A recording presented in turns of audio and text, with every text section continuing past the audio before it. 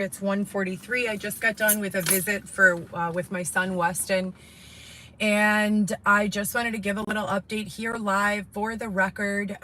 Everything I've been documenting on the original 1HGVLAW Instagram page that was removed shortly after Weston's birth, along with all of the other things in sequence, crazy making activity, the campaign I labeled myself as the gift of fear, the breaking and entering into my home, just as it's been documented and reported from Airbnb reports and numerous third parties, all of it continues.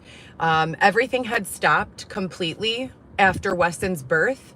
As you guys all know, DCFS stole my child directly from the womb at 3 days old, stating that I need to complete a series of various requirements before they would return him to me. I have been completing all of those and attending each and every single court date since that took place.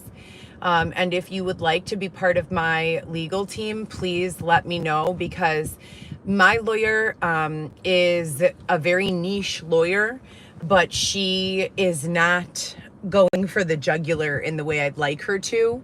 I want justice from everything I've gone through, right? So not just this with Weston, but everything leading up to this, beginning in 2015, when, for the record, I was a medical office administrator for rheumatology and endocrinology at Northwestern Hospital. I quit that job shortly after having my daughter Alexis, and became an office manager at an eye doctor, Infinity Optical. And I was the office manager there. So I have hundreds and hundreds of doctors who have been working shoulder to shoulder with me. My job at Northwestern was not a fly-by-night operation. I was there for years, many years, working shoulder to shoulder 40 to 60 hours a week with my doctors. While I was there, I was also responsible for diabetic education and several other things. And when I left my job in healthcare in 2015, that is the exact same time I began being extorted by David Shepard, brought in and manipulated as a go-between in the Dylan Smith Y12173 case with Wayne Jakowski as the state's attorney, who is the state's attorney responsible for public corruption division. This has been an ongoing sequence that I have been verbally vocalizing, proving is taking place, showing in video and photo proof, documented evidence for 10 years. 10 years. In 2016, this went in front of internal affairs in the city of Chicago. In 2017, I was told David Shepard lost his job following an internal affairs decision. My lawyer at the time was Nick Albuquerque.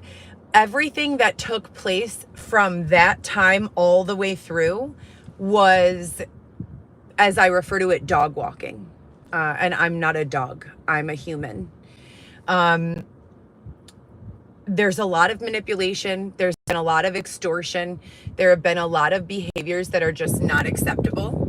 And when Weston was, I've been documenting it this entire time here on YouTube, on the 1HGVLAW, on all of the Instagram accounts. I'm going to refrain from giving all of their names to those accounts, because I have all of the videos there, and I don't want to give opportunity for people to remove them or take them down or destroy them. So I do have additional to my main account, and then I have another account, 1HGVLAW, that was removed Easter Sunday. Xavier and I were at church. I went to St. James Church every single Sunday for about 6 months while I was living in the downtown area, in a homeless shelter. And my thing about this is that no one ever decided that it was acceptable, or the terms were acceptable to begin with. And the original judge said that Weston would be home in 72 hours. I broadcast that live on my YouTube and went to the next court date, and the new judge said, Heather, you're not allowed to discuss the details of your son's case on social media. So I haven't been documenting anymore. I have my own personal documentation, but as far as going live and sharing with you guys all of the corruptions, I haven't been sharing, but they've been taking place. Please believe they've been taking place. I work full time, 7 days a week. I have been working full time since I don't remember how long ago, about 14 months ago. Even after Weston was born, Xavier and I were still denied housing. We were accepted into family shelter under the terms that Weston would be there with us, and then transferred to Tremont, which is another downtown shelter. And it's since been closed down.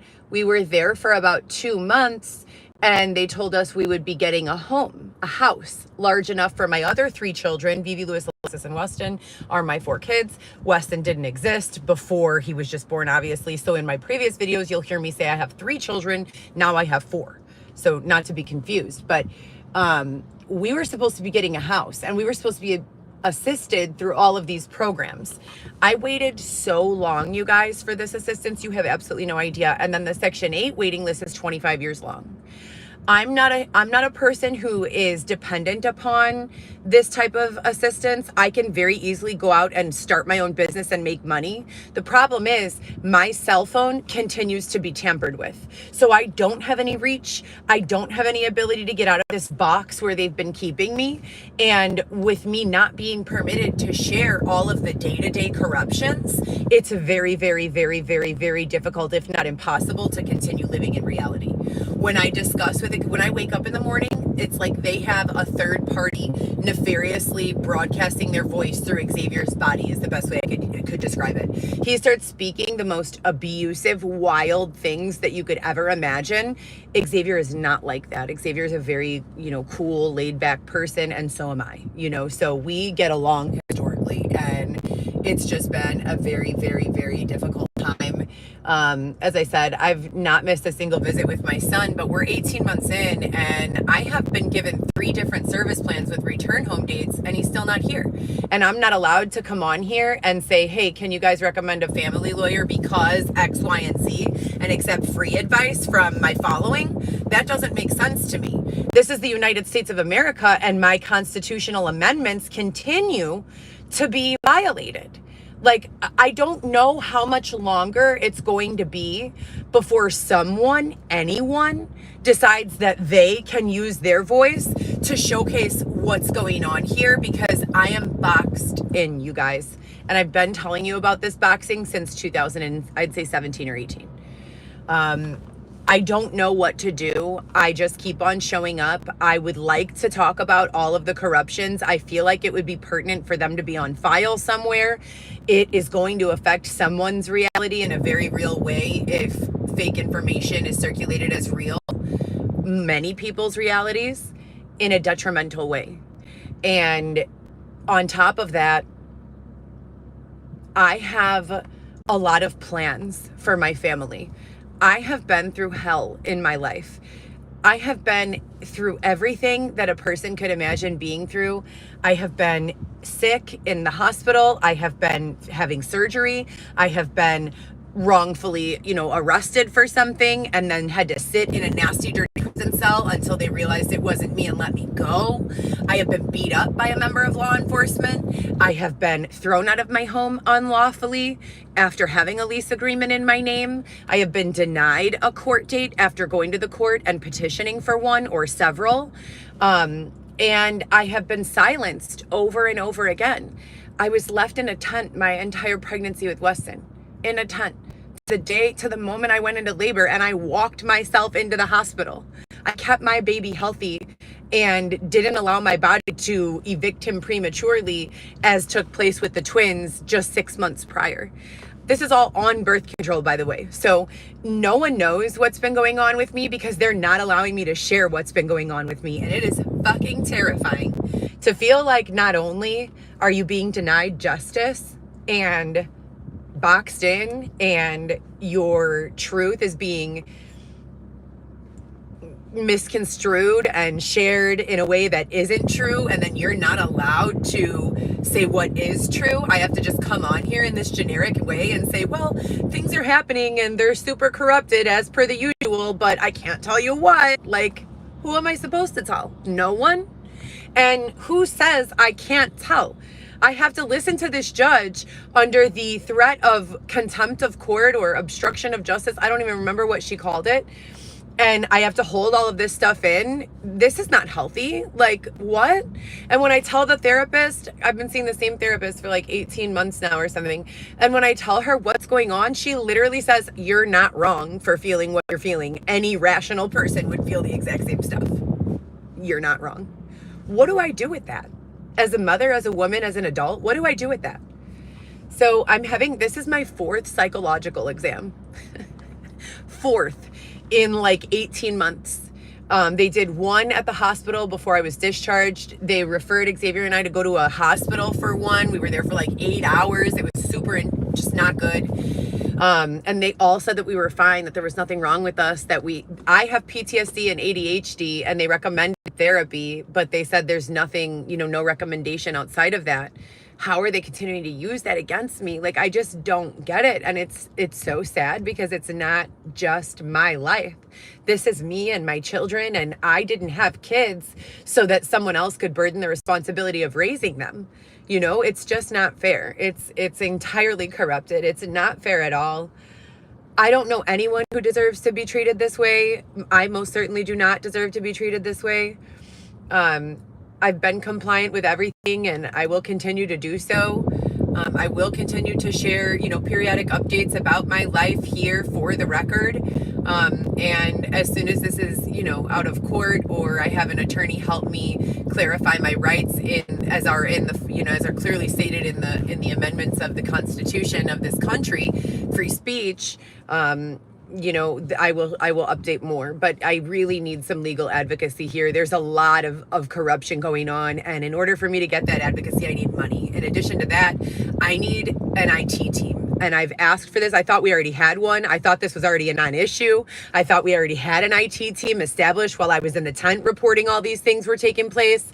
I thought that there was literally a play-by-play written that exposes all of the ways that they have harmed me before and corruptly refused me assistance, etc., and so forth. It should be somewhere. I need an IT team immediately to meet with me, to write up a proposal, diagnose, and then write up a proposal for solutions and a budget. And I could start taking it to people who have invested in me in the past, and people who have been helping me. We're going on, 5 years now that they've been permitted under the United States Constitution to come onto my page and post those very offensive and hurtful things. We haven't advanced technologically yet to prevent people from assaulting others on their personal pages where they're using their ability to live stream to save truth and document in search of protection from this unlawful, nefarious abuse that, as you can see with your own eyes, has been going on for now a very long time. That's pretty sick, pretty fucked up. But anyways, I'm here for this second part of the 3rd or 4th eval. And then there was one done also by a friend of the court. I really need a legal team, and for a legal team, I need money, and the same for an IT team. So if you have been an investor in the past, and you can help out again, please help. In addition to that, they've underdrawn my PNC checking account, $900 and $500 overnight while I was asleep. I have called every single day for weeks to get it taken care of. It's always just transfer to one voicemail box, transfer to a different voicemail box. There's no resolution. If you guys can help out, that would be great. So anyways, I hope everyone is having a great go of it. And I would love to, if any one of you is available to look into this, I would love to offer more insight on it on a face-to-face level or a over the phone level. It's just that I'm not allowed to get into the details that I want to share off of the threat that I will be punished if I do. So I hope you guys have a great day. I'm going to go take care of the rest of this business as per the usual. I'm a grown-up and I have a successful career behind me. There's nothing wrong with me that prevents me from being a mother. The defense that they're attempting to use, it forces me to be crazy. Otherwise, it doesn't work for them. So And if I'm not crazy by what they're saying, then it makes me their villain. And I'm neither of those two things. I'm literally the sweetest person ever that they have been fucking over and over and over again. And all of you know, and no one fucking has done anything. Or, I'm sorry, it's been resolved, but then, I don't know, someone took a nap and it's starting over again. I really don't know. So, have a great day, guys.